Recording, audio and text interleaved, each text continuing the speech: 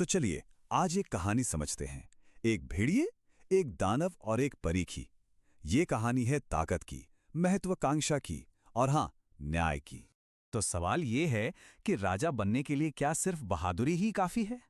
Moonland जंगल की ये कहानी ना इसी एक सवाल का जवाब ढूंढती है। चलिए देखते हैं कि आखिर हुआ क्या था। तो कहानी शुरू होती है कालू नाम के एक भेड़िए से। देखिए, बहादुर तो वो था, इसमें कोई शक नहीं। लेकिन उसके अंदर ना राजा बनने की एक जबरदस्त आग थी। उसे लगता था कि यार, जंगल का असली राजा तो उसे ही होना चाहिए। अब जंगल का जो राजा था, एक समझदार बाघ, वो कालू की बहादुरी को मानता तो था, लेकिन उसने साफ साफ कह दिया, देखो तुम बहादुर हो, ठीक है, पर मेरी जगह चाहिए तो मुझे लड़ाई में हराकर ही ले सकते हो। राजा ने उसे ये भी याद दिलाया कि असली राजा अपनी प्रजा को बचाता है, जैसे उसने खुद एक बार पूरे जंगल को एक दानव से बचाया था। लेकिन कालू ने राजा की ये सारी सलाह एक कान से सुनी और दूसरे से निकाल दी। उसकी राजा बनने की जो जिद थी ना, वो उसे एक बहुत ही अंधेरे रास्ते पर ले गई। तो वो पहुंच गया एक गुफा के पास और उसे याद आया, अरे हाँ, यही तो वो गुफा है जिसमें बाघ राजा ने उस खतरनाक दानव को कैद किया था। तो कालू के दिमाग में एक खुराफाती आइडिया आया कि क्यों ना इस दानव की ताकत का ही इस्तेमाल किया जाए। और उसने दानव के सामने एक सीधा सा सौदा रखा।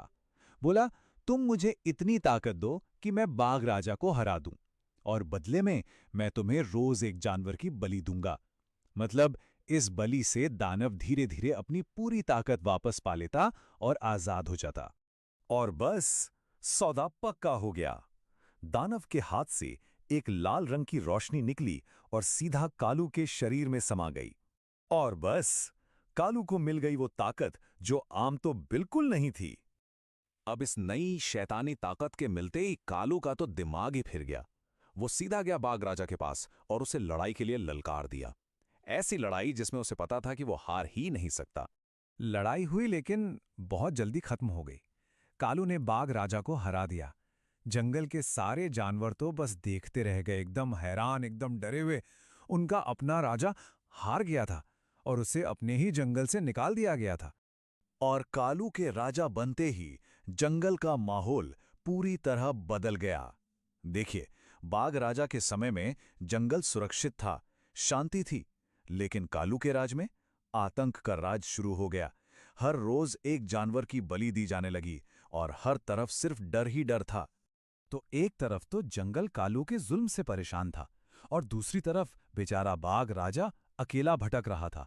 लेकिन तभी एक उम्मीद की किरण दिखाई दी। उसकी पुरानी दोस्त नीली परी उसके सामने आ गई।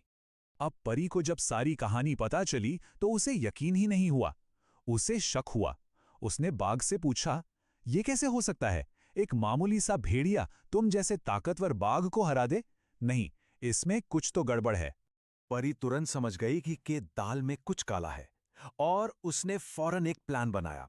सबसे पहले दानव की गुफा की जांच करना, फिर कालू की हरकतों पर नजर रखना, यह पता लगाना कि उसकी ताकत का राज आखिर है क्या।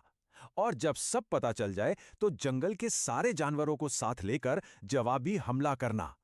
तो परी के प्लान ने बाघ राजा में एक नई जान फूंक दी और वो पूरी हिम्मत जुटाकर आखिरी मुकाबले के लिए जंगल वापस लौटा। कालू तो अपनी ताकत के नशे में एकदम चूर था। उसने बाघ राजा को देखा और उसका मजाक उड़ाने लगा। बोला, क्या बात है, पिछली बार की पिटाई भूल गए? फिर से मरने का शौक चढ़ा है क्या? और ये कहकर वो सीधा बाघ पर हमला करने के लिए दौड़ पड़ा। लेकिन कालू को ये नहीं पता था कि इस बार कहानी में एक ट्विस्ट था।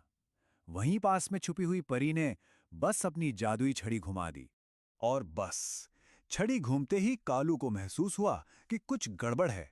अरे, ये क्या हो रहा है?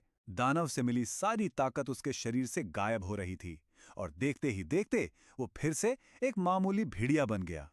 और अब मुकाबला बराबर का था और अब बारी थी असली राजा की, ये दिखाने की कि सच्ची ताकत आखिर होती क्या है। बिना दानवों की ताकत के कालू कुछ भी नहीं था। बाघ राजा ने उसे बहुत आसानी से हरा दिया। अब कालू अपनी जान की भीख मांगने लगा, अपनी गलती मानी और उसे अपने किए पर बहुत पछतावा हुआ। तो आखिर में परी ने कालू को एक मौका दिया। बाघ राजा वापस अपने सिंहासन पर बैठ गया और सबसे जरूरी बात, परी ने उस दानव की गुफा को हमेशा के लिए बंद कर दिया। उसने एक ऐसा जादुई दरवाजा बना दिया जिसे उसके सिवा और कोई नहीं खोल सकता था, और इस तरह जंगल में फिर से शांति लौट आई। तो ये कहानी हमें एक बहुत ज़रूरी सवाल पर सोचने के लिए मजबूर करती है कि सत्ता का लालच आखिर इंसान को कहाँ ले जाता है। क्या वाकई सिर्फ ताकतवर या बहादुर होना ही काफ़ी है एक अच्छा लीडर बनने के लिए?